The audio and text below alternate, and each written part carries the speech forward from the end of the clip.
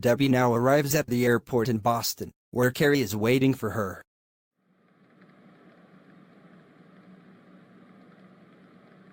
Thank you. We need to have a talk. Sure, let me get my baggage. The two rent a motel room for themselves and then join Vicky and Paul at the Atlantic fishery that was once the Second Tuscany Tavern.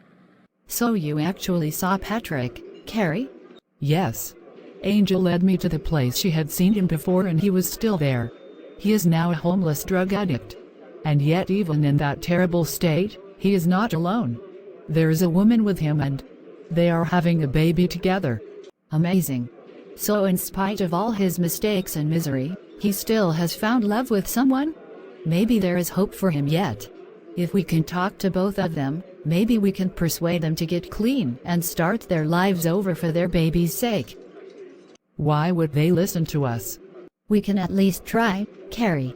And maybe you and Angel can finally get an explanation for why Patrick cheated on both of you.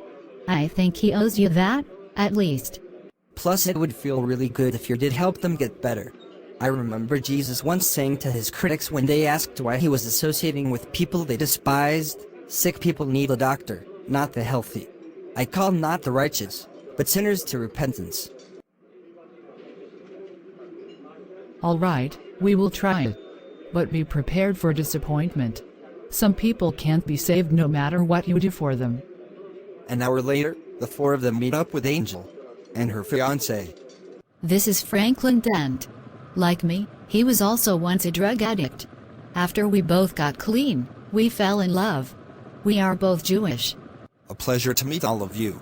Angel has told me good things about Carrie and Debbie. Friends of hers are friends of mine. So what do you think about trying to get Patrick and his love partner to quit doing drugs?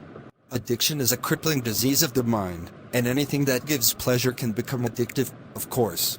The trick to get someone clean is to allow them to hit bottom, so to speak.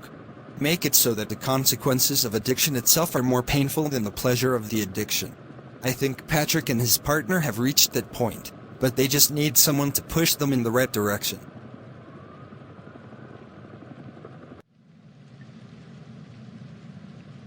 Huh?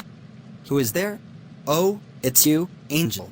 And I don't recognize you. I'm Carrie Sims. You know, the one you abandoned over a decade ago to hook up with Angel. And then you cheated on me with Martha, ruining my friendship with her in turn. What the hell was wrong with you, Patrick? We both loved you. And what about this woman you are with now? Will you also cheat on her too later? You'd better not do that, Patrick. You are all I have left in this world. I know. And likewise, you are the only one left for me. Carrie and Angel, I cheated on both of you because I was trying to find an ideal partner to spend my life with. I kept thinking there had to be someone better for me. But I never found Miss Right. Instead, I ended up hated by every girl I dated, and even my parents found me to be an embarrassment and rejected me. My becoming an addict didn't help. Carrie and I have been lovers since we were in high school together. She is far from perfect. Her violent temper is legendary. But she loves me enough to be loyal to me like no one else.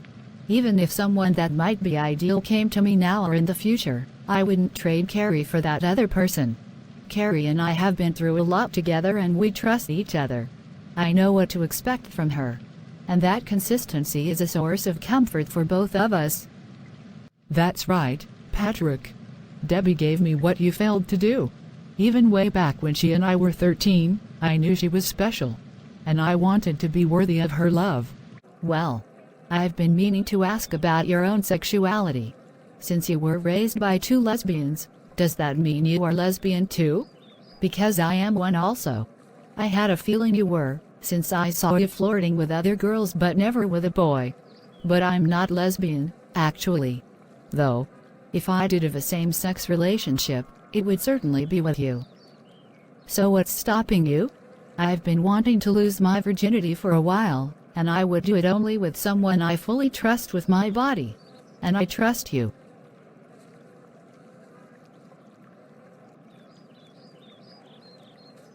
Did that feel right to you?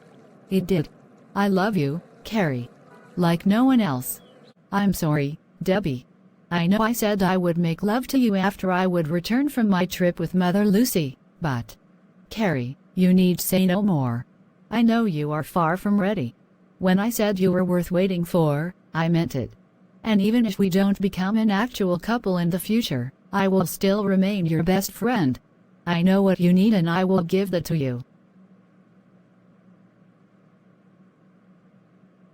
Thank you.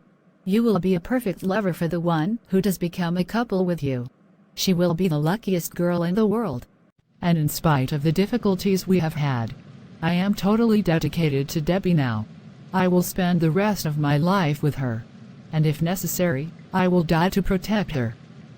I just wished you had been as loyal to me, Patrick. Do you see now what you lost in me and in Angel too? Yes, I do. And I see also that being in this dump is my punishment for all the mistakes I made. A punishment only bearable because of Sam here. And I feel the same about you, Patrick. Without you, I am nothing. You are the only reason I have to keep living. You two don't need to stay here. You can also get clean just as I and my fiancé did. In fact, he is an experienced counselor of addicts and is also studying to be a rabbi. Come with us and we can take you to a rehab center. If not for your sake, then for your baby. They deserve better than this. Patrick, listen to them. We can do this. Together. All right. I am ready to change my life. Let's go. Paul, I know what we did today wasn't exactly what you expected from a honeymoon, but But it was something that needed to be done anyway. You won't hear me complaining about you wanting to help others. That's what good people do, period.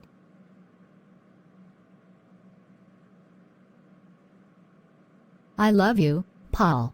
Forever.